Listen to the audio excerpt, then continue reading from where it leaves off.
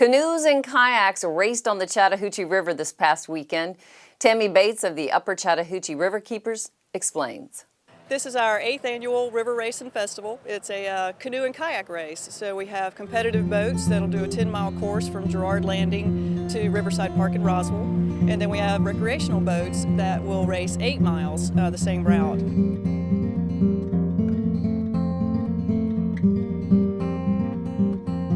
Ladies and gentlemen, good morning.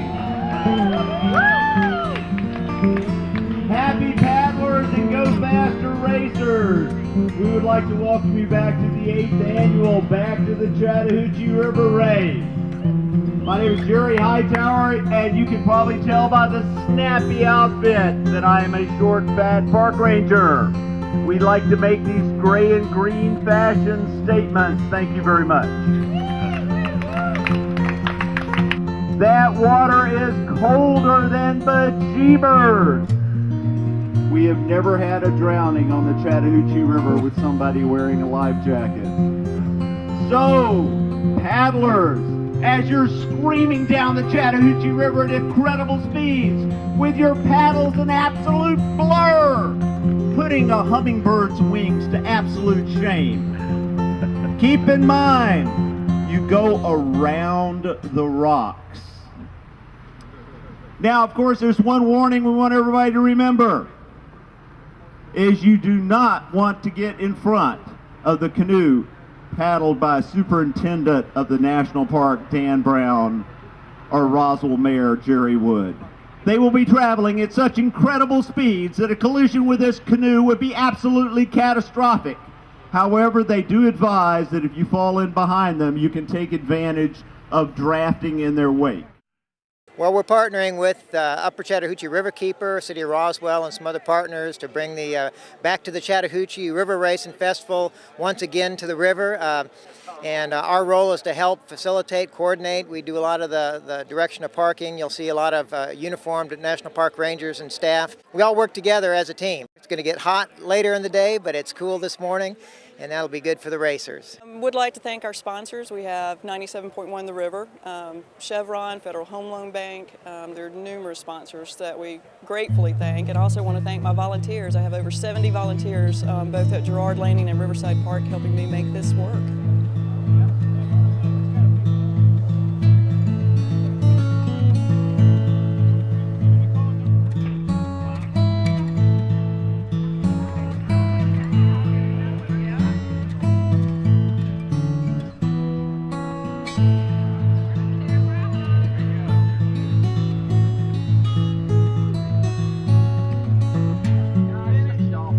Once they get to Riverside Park, they're greeted by our Molly B Sweetwater barge, and then they get out at Riverside, and that's actually the site for our festival. We have exhibitors, live music, all the racers get lunches and goodie bags, so it's quite a sight. We have 235 boats pre-registered, and then we have quite a few on-site boats.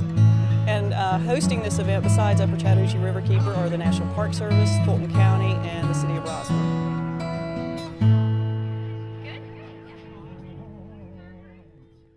Sandy Springs is finishing up a major overhaul of the Morgan Falls athletic fields.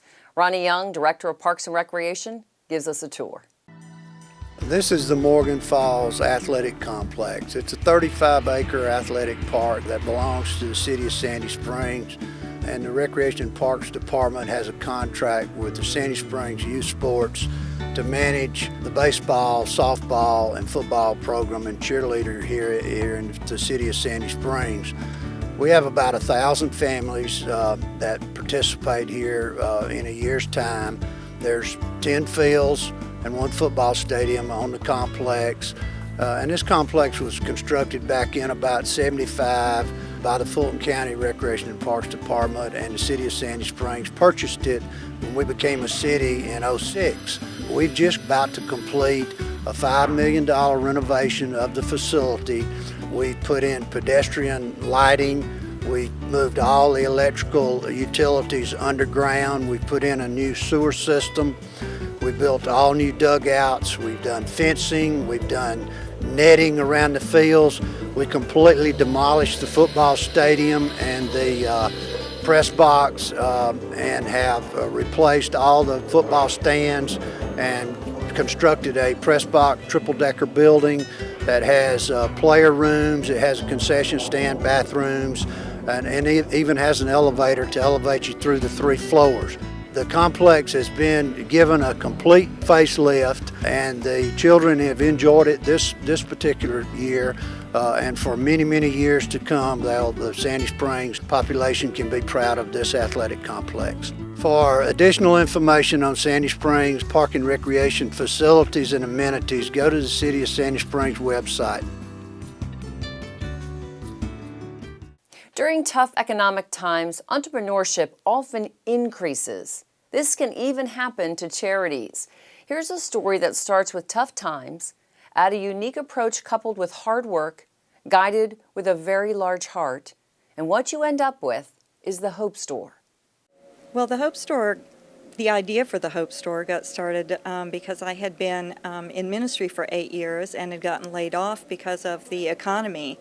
And it occurred to me that other nonprofit ministries were probably having trouble too, and charities in the area.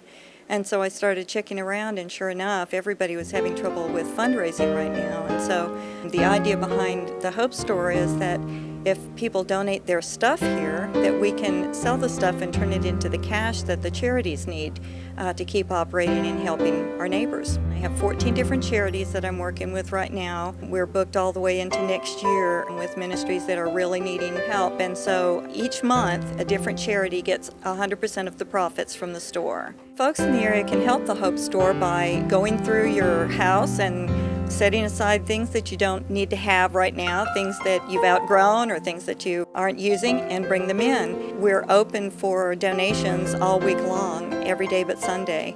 We also need volunteers to help because the items might come in a big black trash bag that has grandma's purse and mom's shoes and some toys and a couple books in the top, and then topped off with a VHS tape. So we need people that can sort those items out and organize them and bring them into the store.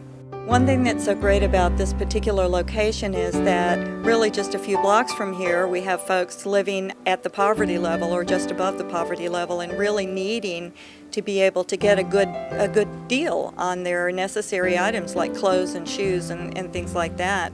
And also within minutes of here we have people living in million-dollar homes that have more stuff than they particularly want to hang on to right now. So it's a good blend in this area where neighbors can help each other.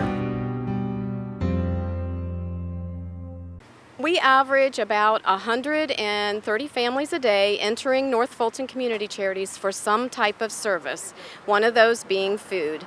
And so we give out from our food pantry about 2 tons of food daily. We go through a lot of food, and without organizations such as the Greater North Fulton Chamber of Commerce doing food drives for us, we would not be able to give out food to those families. So these are the types of functions that we so appreciate and the support that we get from our community here.